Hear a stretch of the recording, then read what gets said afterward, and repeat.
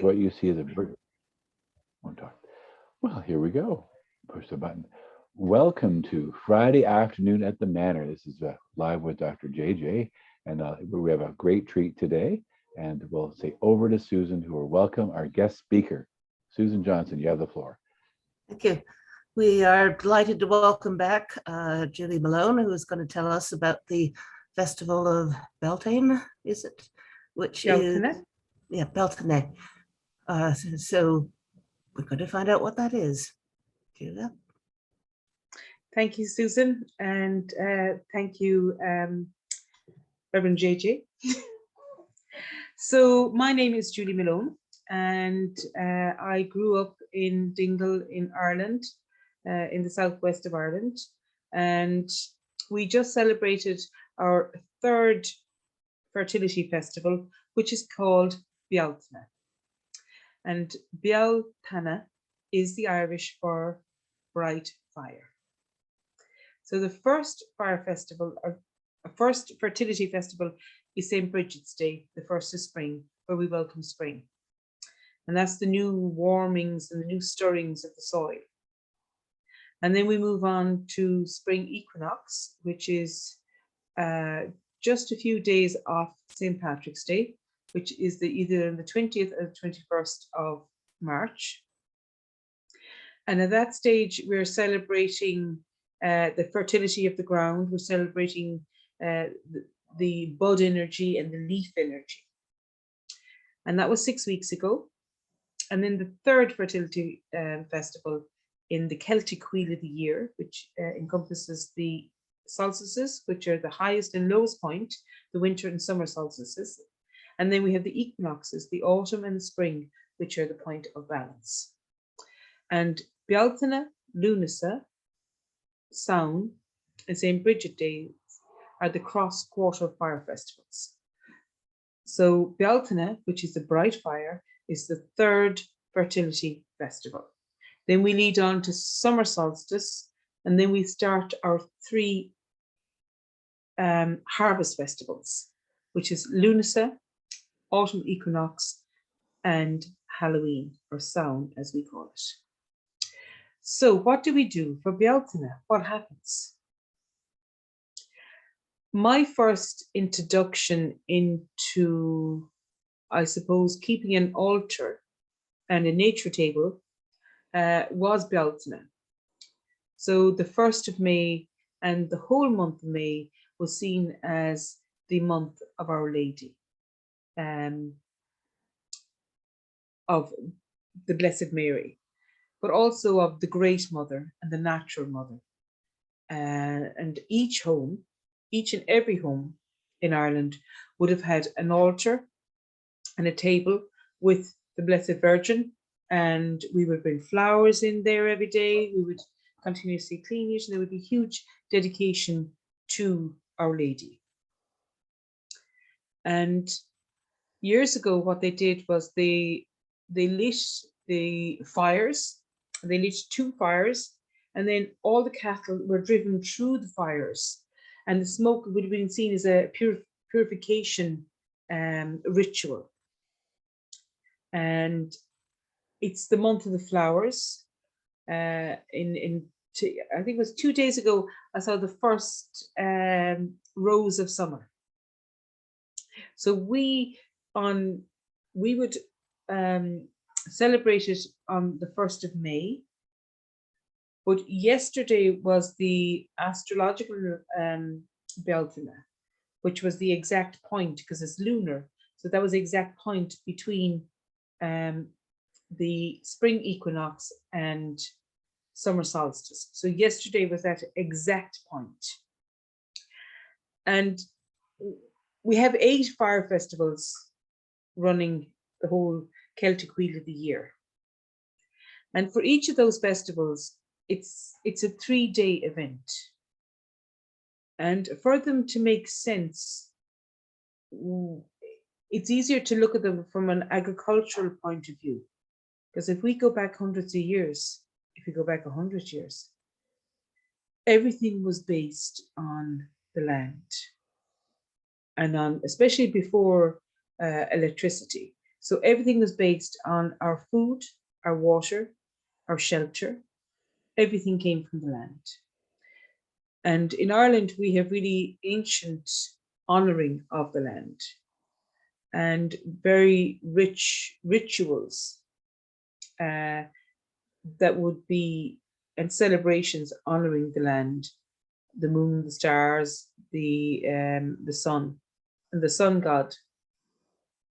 And when we were Christianized, the land-based beliefs were so strong that they carried all those beliefs into Christianity. So we still in Ireland have, I suppose, very much kind of, you know, they run with each other.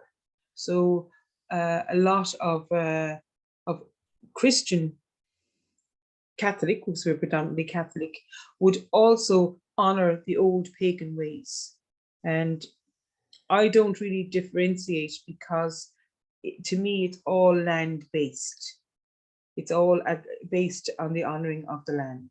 So most, you know, in even growing up in the Catholic faith, they would have had, you know, great blessings of the harvest, great blessings of the boats, blessings of the farmer. So in each cycle of the year, we would have done this. And I suppose we have one of the most heavily populated areas where I come from, in having, I suppose, you know,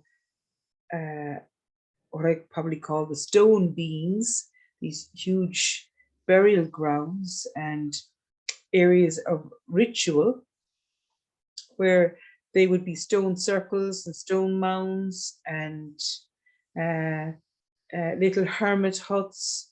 We spoke of Skellig Michael earlier, where the monks lived, which would have been 14 miles out to sea. It's just a rock in the middle of the Atlantic, just a rock. Nothing grows there, it's just a rock. And they would have stayed there for months and months on end in these little stone little cells that we call beehive huts, because it looks like a beehive upside down. So on May Eve, we have in our tradition, we had the Miletians and we had the Tuatha Dé Danann. The Tuatha Dé Danann were a mythical race of gods and goddesses that we had. And the Miletians and the Tuatha Dé Danann fought. And then it was decided that the Miletians would live overground and the Tuatha Dé Danann would live underground. And we spoke of Iceland just before we started here tonight. And in Iceland, I think it's over 70% of the population believe in elves. They have a huge Nordic tradition of elves. And in Ireland, we have a huge tradition of fairies, but they're not like Hollywood. These would be the Tuatha Dé Danann. These would be, you know, what we call in Irish, Dina Maha. So the Dina Maha would be the good people, or we'd call them the gentry. So they would have had great, great power. And we're ever leaving offerings of honey and milk out for the good people. And on May Eve, the night before the 1st of May, this was when the fairies, the good people, the people of the land, the old gods, would move from their winter residence to their summer residence. So we would decorate a May bush. So you would collect all the eggshells. So, you know, and then you'd paint them. You'd hang them in the trees. You'd hang flowers. You'd hang shells. I have a hawthorn tree here. The hawthorn tree is seen as a portal to the other world, to the good people, to the other realm. And in that, there's an honoring, there's a singing to the tree. And then we make the May bough, which we put we gather flowers, and we decorate our door with them. So we hang a branch with flowers, and then we scatter flowers on our doorstep. And this is what we do. I do it myself. There's loads of people do this. This is what we do. And in doing that, because our belief is that the fairies or the good people are moving from their winter residence to their summer residence, they're going to be passing. Now, we don't call them in. They're pesky, really. We don't call them in. So we're honoring them very much like in honoring nature. So we would pick the flowers with ritual. We would pick the flowers with great gratitude. Palm tree. Now, it's a hawthorn tree, Hawthorn, hawthorn tree. And in Irish, it's called the Scatgal, which is bright tree, and has beautiful white flowers, and then it has haws, red berries in autumn. And in herbalism, we would use it for the heart. So we would use a secretory system. We would use it for easing the heart. All parts of it are edible. We would use the leaves at this time of the year. We'd use them in salads. They're very nutty. But then as they get older, they are more bitter because there's a lot of tannins in them.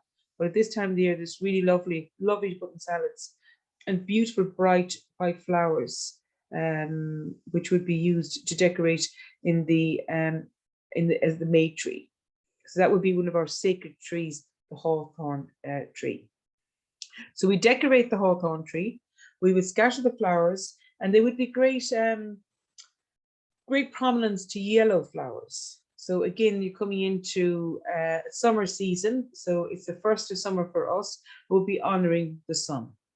So Saurikini, that is the Irish for primrose. So all the primroses are in the hedgerows at the moment, and they're very beautiful. It's lovely to make primrose wine, actually. Primrose wine is really lovely. And in plant spirit medicine, we would see primrose as an initiation, as a new beginning. So it's a great one to take. You can eat the flowers. We use them a lot in cake decoration. Well, I would. And they're also, they have a sedative quality to them. So cowslips and primroses would quite often be seen in stories where the fairies would fall asleep under them. And there's truth in that. So even if my daughter or even myself or anybody was anxious or couldn't sleep or had a lot on, I would give them 2 or 3 primrose flowers to take, and it's just as a relaxation. And primrose tea is lovely. And dandelion, which is I think it's all over the world, isn't it? You have loads of dandelions, don't you? Yeah. So dandelion would be used as well, and especially when we're coming out of winter, when we would be eating an awful lot of stagnant or stodgy food, very heavy food for winter. We eat a lot of roots and a lot of carbs.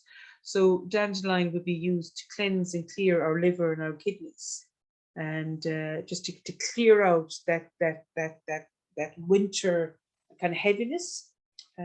So they're also called piss beds because they're a really strong diuretic. So it's really good for letting go of fear in your body. Dandelion tea or dandelion coffee. You can make coffee with the roots. You can roast the roots. So the dandelions and the primroses. So one is for letting go and removing all that stodginess and density in the body, and then the primroses would be to bring new energy in. So it's like a new initiation, new beginnings, stepping into the light half of the year. So they would be scattered on the threshold. So the good people, when they're passing by, they're being honored. We're honoring the flowers in picking of them, but yet it's like, no need to come in, there's your altar, have a little look while you're passing by, little blessing of milk and honey for ye, and off you go about your ways. You're outside, we're inside, all is good in the world. And all the hills. So tomorrow in Ishnach is the center of Ireland. A great fire is lit in Ishnach. That's where the kings and queens of the past were crowned. And then a web of light is spread throughout that. So in this hill, a fire is lit. And then yonder, the next hill sees the Ishnach fire, and then they light their fire, and that would have spread all over Ireland. So there would have been, you know, a moment where all over Ireland, people looked out, they were looking out for the hill, the hill in the next parish, and they would say, yes, they're lighting now, and then they would light theirs. So you can imagine the unity. This is before communication of telephones or, you know, all the communication we have now. And yet there was this huge web of light and unity in every hill in Ireland. It just spread. And it must have been a great it must have been a wonderful time of connection and community when you look around. So we have a Féile na Beltane, which is a festival of Beltane, and we had it at the weekend, and we would perform this in our area here, where they are lit from hill to hill. So there's about 7 or 8 fires that are lit in our area here, and it's a really exciting moment to be in the dark and then to be looking out, and that it's almost like when you're in the dark pre-dawn, and if you're out in nature in the woods and it's so silent and it's so quiet and all you can hear is any nocturnal animals or whatever way the wind, maybe if there's wind you hear that, and it's so quiet. And then just before pre-dawn there's a lightning. There's this great darkness, and then there's a lightning, and then there's one moment where it goes from stillness to one bird singing, and then just like that, the dawn chorus happens, and it's a really exciting moment when the dawn chorus kicks in. And this is the same when you're looking, you know, you're waiting for the dawn chorus. The same when you're looking out, and then you hear someone shout fire, and then you see the next hill. You know it's your turn to light your fire, and you also know that the next hill is waiting for your light. So it's a beautiful thing. It's a beautiful connection. It's a beautiful community. And it's something that we do here still. But tomorrow, the great fire of Ishnach, which is the center of Ireland, they will be lit tomorrow, and the hills around them will be lit. And they would be very much in the honoring of the gods. Honoring, it would also be a moment where people will take to, I suppose, reflect on the last 6 weeks. So the last time they gathered together would have been for spring equinox, which is the point of balance, which is a really important point where we're planting the seeds. So we would literally be, I suppose, breathing our blessings into the seeds when they're going into the ground. And now those seeds have come to flower. So, and the flowers they're the sexual organs of the plants. That's where the seeds of the plants are held in flowers. And that's where the continuity of life is, in the seed, in the flowers. And the flowers also lead to the fruit for the autumn, for harvest. So at the moment the apple trees are out and they're absolutely beautiful. They're blossoming, and all it takes is for one cold east wind to destroy them all, and then there's no apples. So you can understand how all these moments every 6 weeks in the cycle of life, how important it was for them, and it still is for us. And I think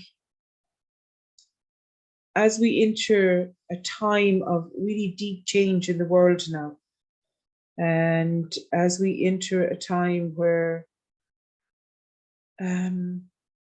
energy and clean water and food is going to be the new wealth, and as we reach a tipping point in the world, I feel that there's going to be very much a return to the honoring of the old ways of growing food and of community food and of local food. And I know in growing up as a farmer's daughter that our community was built very strongly on the fact that we depended on our neighbours for the harvest, and we depended on our neighbours for swapping machinery or helping each other. So it didn't matter whether you liked your neighbours or not. They needed you and we needed them. So we always came to a place of peace or truce. And I suppose in Ireland we have great traditions of, you know, music and of laughter and of spoken word. So there was, you know, it's just in our traditions. Song and spoken word are in our traditions, and there's a depth in that music and spoken word can express that which we cannot express verbally.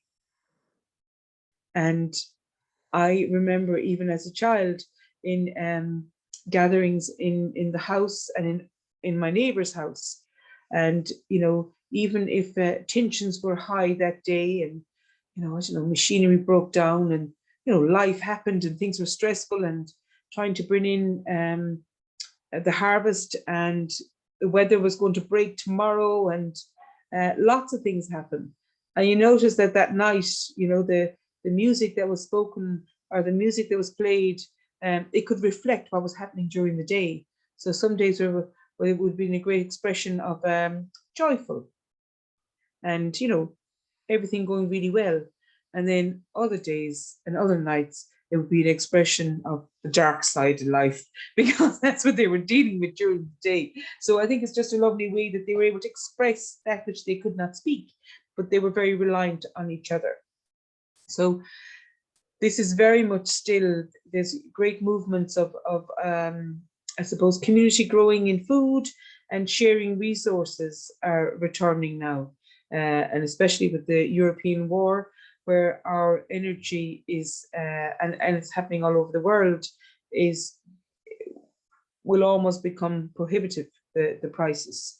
And food, we have, it was 300 euros a bag to buy fertilizer for the farmers, and it's now 1,200 euros a bag. So it's 300 to 1,200. So that cuts out intensive farming. So there's a return. There has to be a return. And that's the only way that we can move forward. So the honouring of Beltane would be very much the honouring of the good people. But I would see that much very much now as the honouring of the land, the honouring of the nature, the honouring of doing right by the land, doing right by the laws of nature.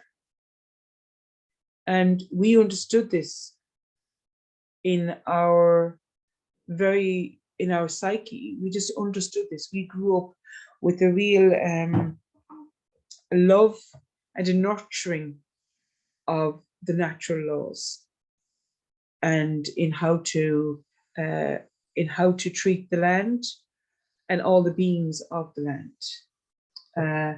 Whereas I look at farmers now that have gone to college, and they're very fancy altogether. They've got automatic milking machines and they've got everything. They're really fancy, but they don't know any of the old ways. So now they can't afford the 1,200 euros per bag of fertilizer, and they just don't know what to do, because they don't have any of the indigenous wisdom of the old ways of or how to reduce their the amount of animals that they have, you know, because they increase the amount of animals to go to export. Whereas when we look back in the old ways, it was to produce food for ourselves and for community and within the island. And so these rituals were really important, the fertility rituals, and it would also be seen as a time of courtship, because it's the month of the flowers. It's also the month of, I suppose, our own creative force within ourselves. So Beltane would be seen as a celebration of unions and sacred unions and partnerships. And we're moving on then to summer solstice, which is again is another 3-day festival. And then we move on after that to the first harvest festival, which is the 1st of August, which is the agriculture 1st of autumn. So that's in 12 weeks' time. And it doesn't seem that long ago that I spoke to ye, and that was for Samhain, wasn't it? For Halloween? Yes. So that is our festival of death and rebirth. It's when the harvest is cut and it dies and gives of it itself. And then the seeds are saved and they're brought forward for the birth, for rebirth in spring. So now all the energy is going into purification of the animals, of ourselves, of the land. It's moving into summer energy. It's moving into sun energy. It's moving into action. It's moving into creativity, and it's outward, because the sun energy is a male energy. It's that of action and outward. Whereas in sound, we're moving in, it's more into the feminine energy. We're moving more into the darkness, more into the womb state, and more into the holding. And now we're leaving that with gusto, and we're out in the world and celebrating all that is bright and beautiful and creative. And there's an acceleration of growth. So between now and summer solstice, and in the next 6 weeks, there's a huge acceleration of growth. And they would be also deemed a great time for our own growth, for action, for manifestation of our own dreams in moving out. Whereas in our Samhain to winter solstice would be seen as a time of deep dreaming and bringing our energy back to self. And in the old ways, the days would have been very short. So dawn would have been 8 o'clock, and then at evening, dusk and night would come at 4:30. So they didn't have that much time outside. They had a lot of time inside. So a lot of time for music, for play, for creativity, for by the fireside, for really sparking, entertaining and sparking the imagination and writing, and just bringing all their energy inwards. Whereas now we're really the opposite. We're off with the winter clothes and we're out there. And that was the great celebration of the sacred union in Beltane and the movement forwards. So creation.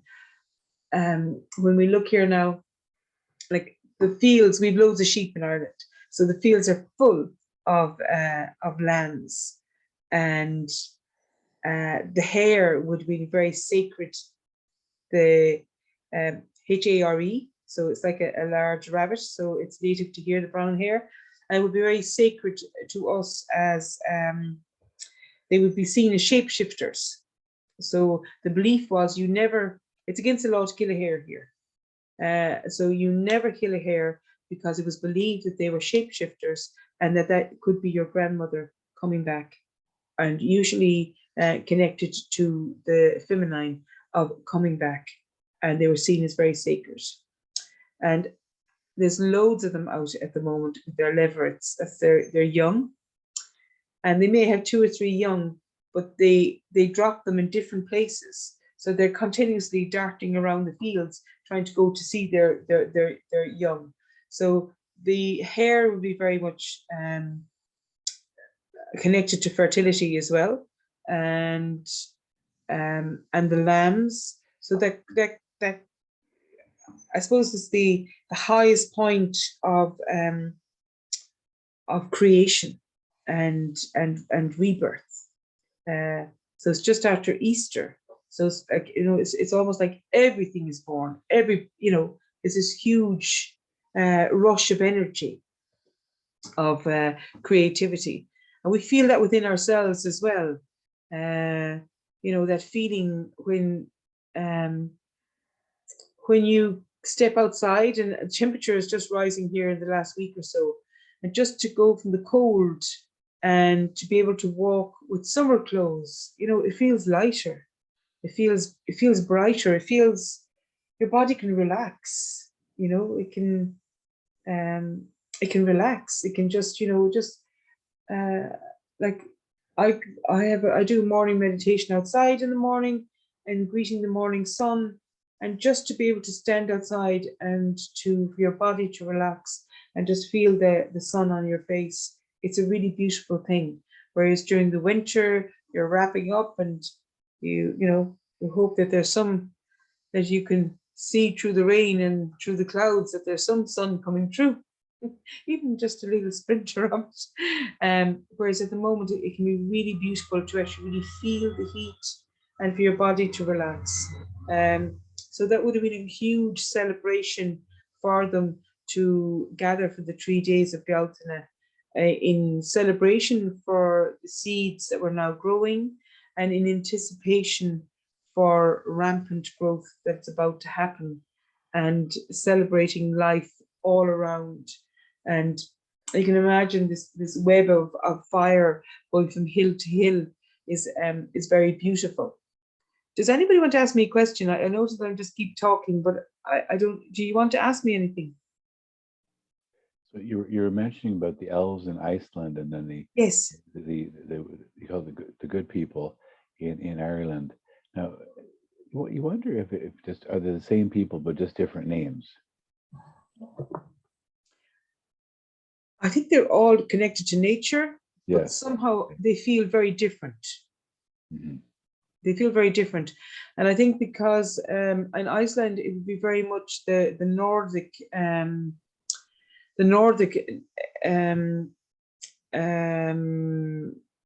nature spirits. So just before Christmas, I brought my daughter to Finland. We went to Lapland. We went to see Santi.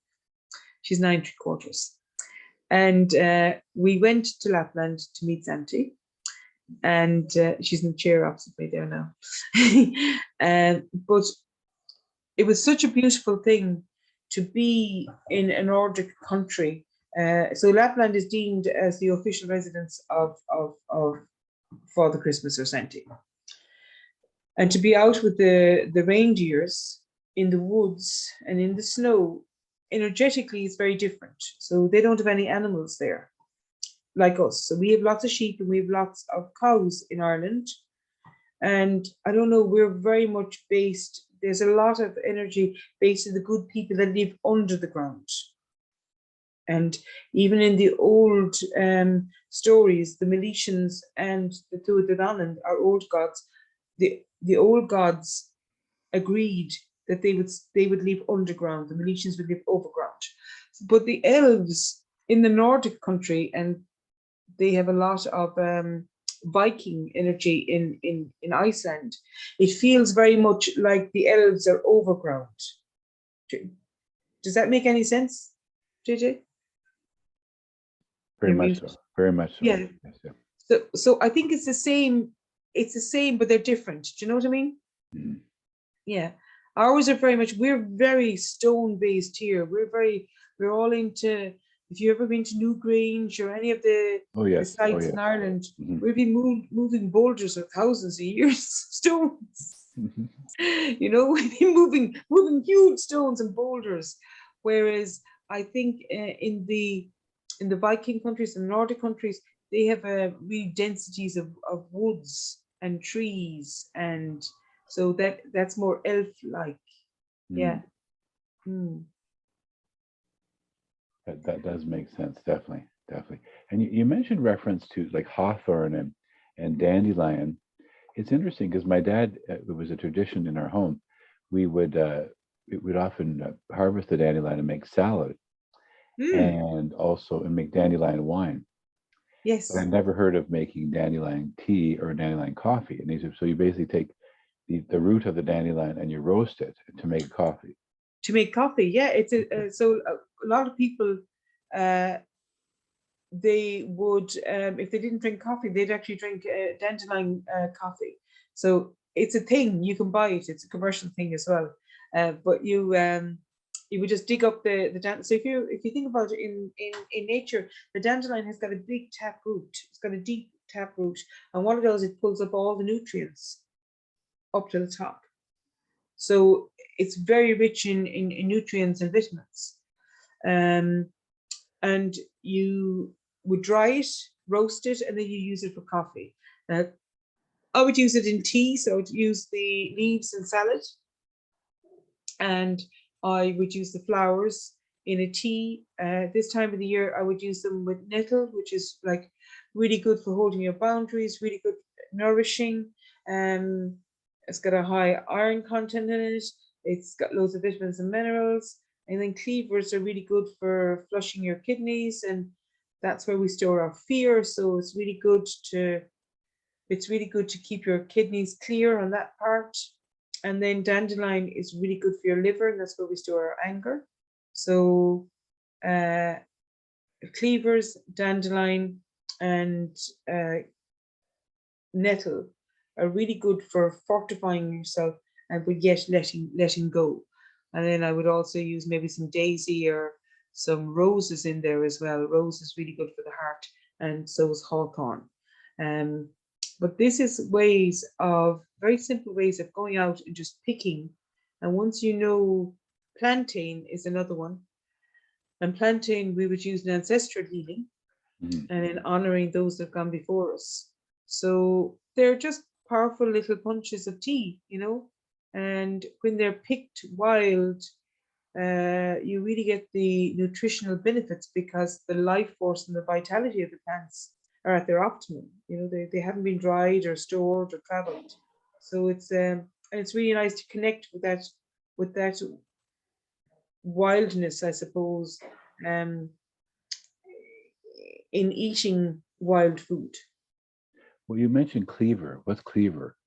Cleavers, you may know, they're called sticky back as well. If you throw them at you, they have little sticky things. If you throw them, they stick to you. Oh, yes, we call them burrs. Okay, right. Okay, right. Okay. What do you call them? Well, we sometimes use the word burrs, but those things tend to mature in more midsummer. Yeah. So Yeah. we would use the cleavers. So that would be the seed Right. later on. But for now, they're just really fresh growth, and they grow in. They usually grow with nettles, and they work very well with nettles. And you can also juice them, so they're really good for your kidneys. They're really good for cleansing and clearing. They go quite wild and quite numerous. Now, do other people have questions? I see Sarah and I see Gary. And Gary, do you have a question? Yes. I didn't come in at the beginning of the program, but I haven't heard leprechaun. What's the association of leprechauns, fairies, and little people, and whatever else they call them? Yes, Gary. I suppose I don't use the word. I don't use leprechauns. I just don't use leprechauns. Leprechauns is something like in Disney World or something.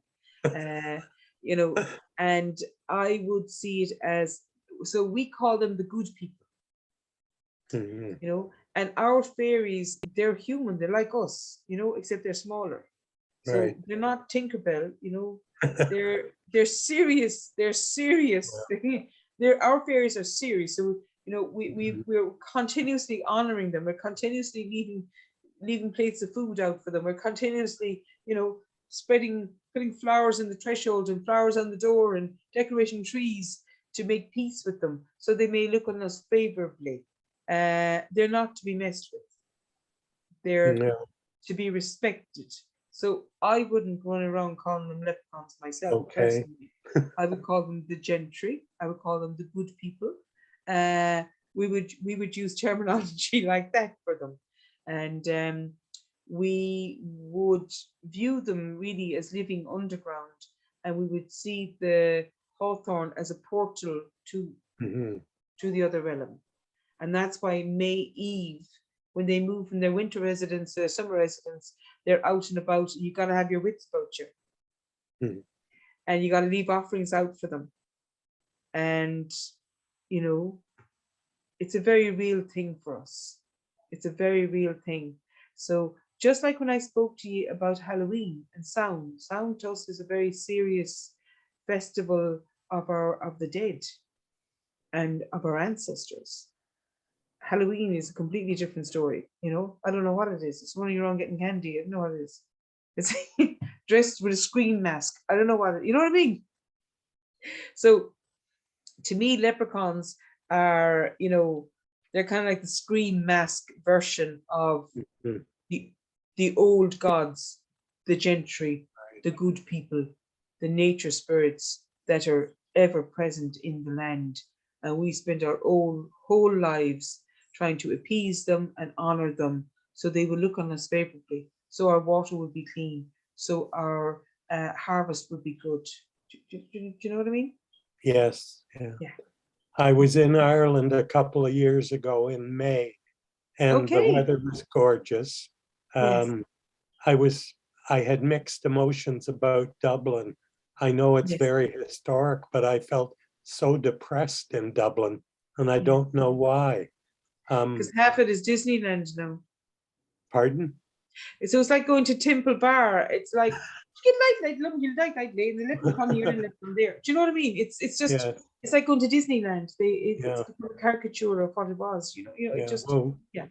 we were on the hop on, hop off green bus, and Yes. of course they make sure you're in the tourist area so you can spend your money quickly. Yes. But it's I'm glad that we went there, and Yeah. we stayed south of Dublin in Coretown and Gorey, Oh which I yes. thought was a very strange name, Gorey, for a town. But it's not spelt the way we spell it. And we tried to find the train station in Gorey. Everybody knew where it was, but they didn't know how to get there. Okay. And when we finally found it on our own, we went into the station and it was closed. Well, finally, the blind went up and there was an attendant behind there, and we made inquiries about a train up to Dublin and on to Belfast. Well, he said there's only 2 trains a day, one in the morning and one in the evening. And the morning That's it. train was like 6:45. I thought, there's no way I'm getting a train at 6:45 when I'm on my holidays. That So would have we been to get enjoyed, to Dublin for 9 o'clock. Yeah. yes, yeah. So we enjoyed our time there, and Coretown was very interesting. I understand it was sort of a summer escape for people from Dublin. There was a Yes. small amusement park, and it's right on the sea, and it was quite nice. I enjoyed it. Yeah.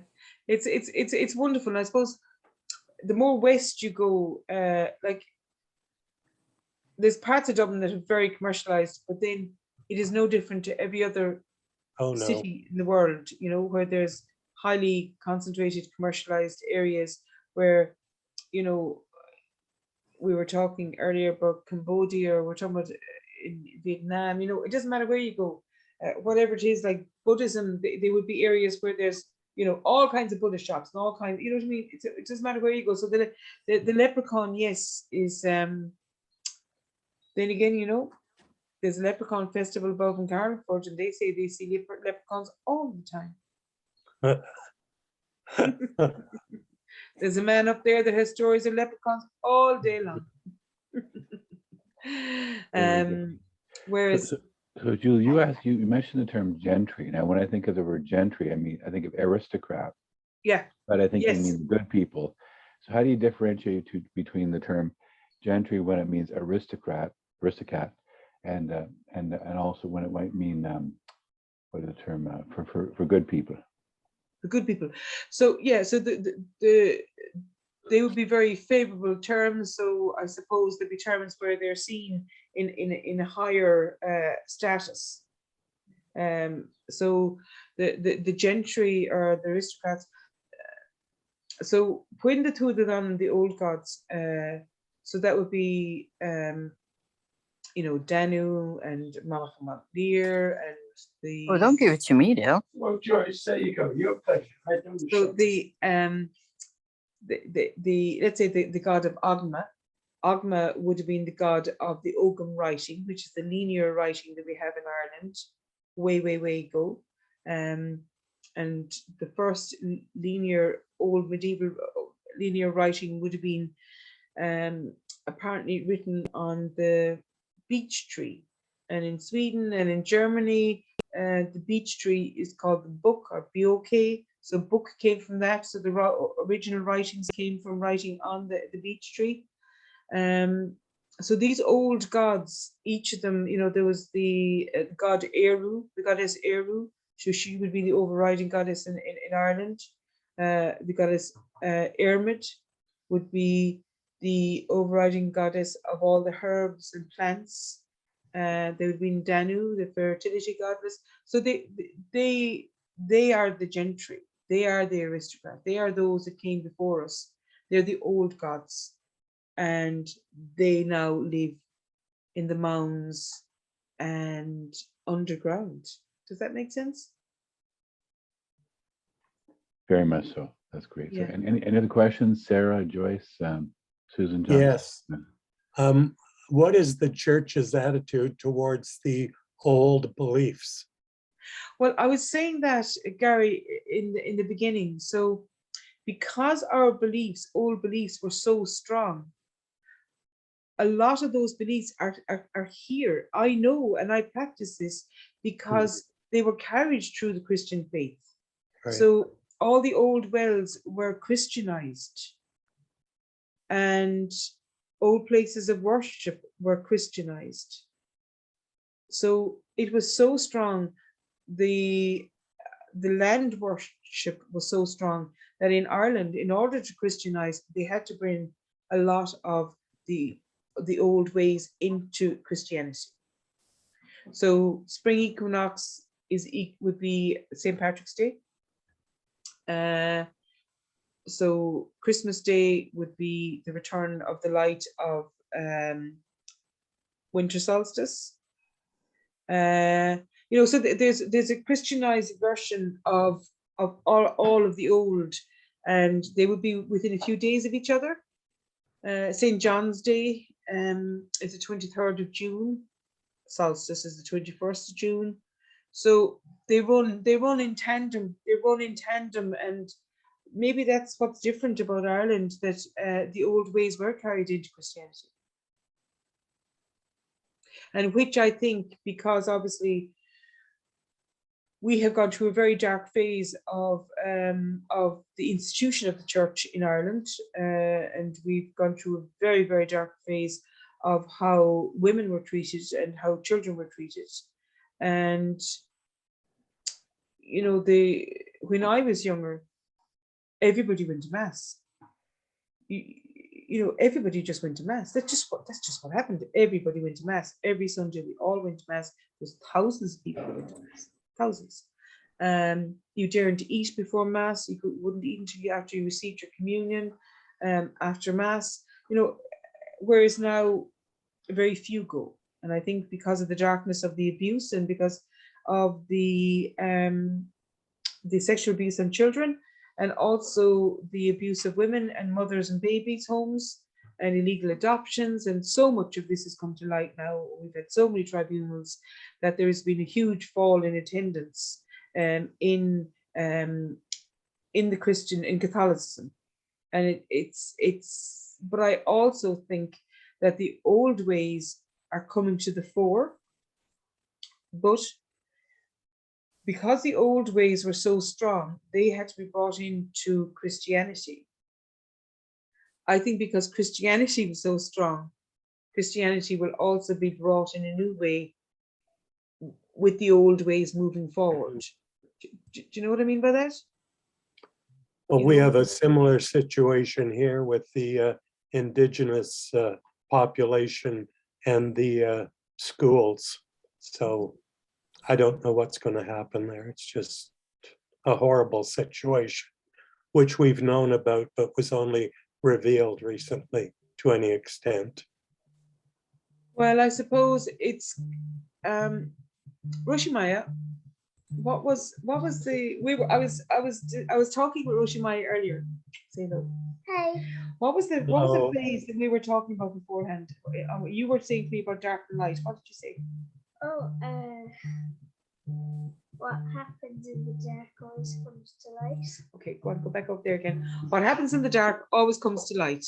That was the discussion that we had beforehand. She was saying to me, I don't know what we were talking about. She said, what happens in the dark always comes to light. And then I said, what does that mean? And she said, it'll always come out in the end. And that's what's happening now. I know that in Ireland, we were under British rule. We lost our land. So in the 1850s, we had a terrible famine here. There was about I think 1 million people left. 1 million people died. So I think it was about 3 million people we lost in the Irish famine. We weren't allowed to practice our faith. We weren't allowed to practice our Christianity, Catholicism. We weren't allowed to speak our Irish language. So we weren't allowed to be Irish. And the English tried to colonize us. And, during the Irish famine, it wasn't, yes, the potato got blight. Yes, that happened. But so much food was exported during the Irish famine. It was, bordering on genocide.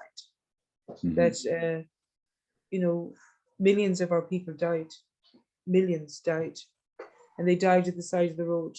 And they were evicted. They were thrown out.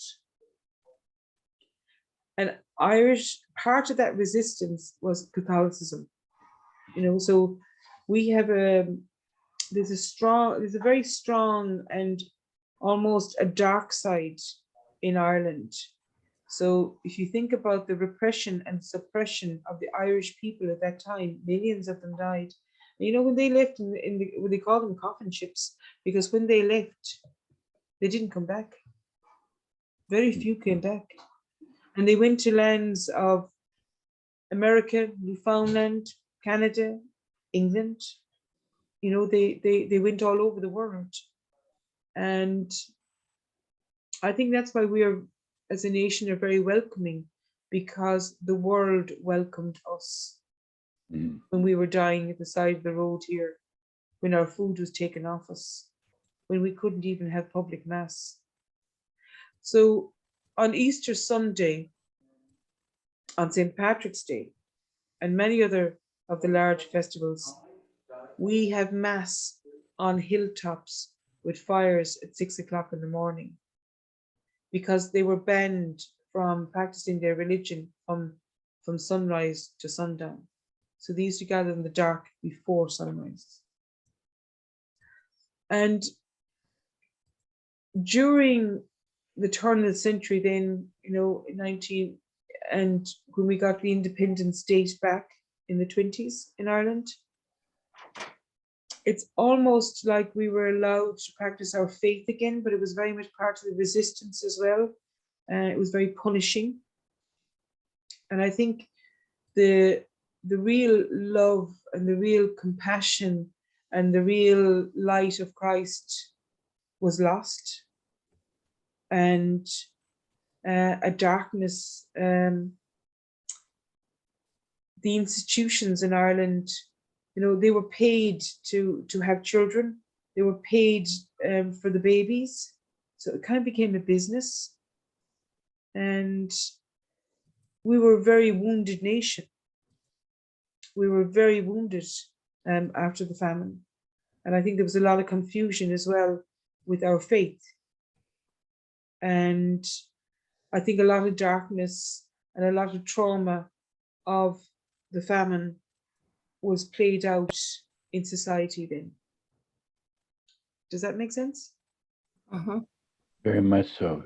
Yeah. Julie, truly remarkable. But you remind me of the resilience of the people, and by keeping the spark of the land. And when you speak of fires, festivals of the year, the relationship with the herbs, you speak of that interior harmony that's so very powerful right now. I think it's a great gift. And so I want to say a special thank you for you truly gave us lots of seeds to plant in our heart and our thought and our heart and our minds to want to discover not only Ireland but also what seeds do we have here, and maybe discover dandelion tea or dandelion coffee once again. And so we'll back over to Susan, who will give a thanks. Thank you. Thank you, everyone, for coming. Glad you could make it. Hope you will join us next week when we have Dr. Kerry B. Doe, who will be talking about bees for peace. And certainly we know that they're essential to our survival. So we'll see how they can bring peace to us. I hope you can join us then. The National Bee Day in Ireland is the 20th of May. It's all about the birds and the bees now. Mhm. Thank you all for joining or having me tonight. It was really beautiful, and to end on a lighter note, where I think the darkness in our church and the darkness of our past is coming to the light now. I also think that we will move forward with the best of both worlds. We'll move forward with the real true meaning of church and the honoring of the land. And it's so beautiful that next speaker is about the bees. And everything, I think, will return with that beauty of what is the compassion and the love of community living, and that spark within ourselves and living in harmony with nature. So Thank you. Thank you very much. Thank you, Julie. you're very welcome. Thank you, Thank Julie. you. Thank you. Bye. Take care now. Until the Bye, next. everybody. Bye-bye.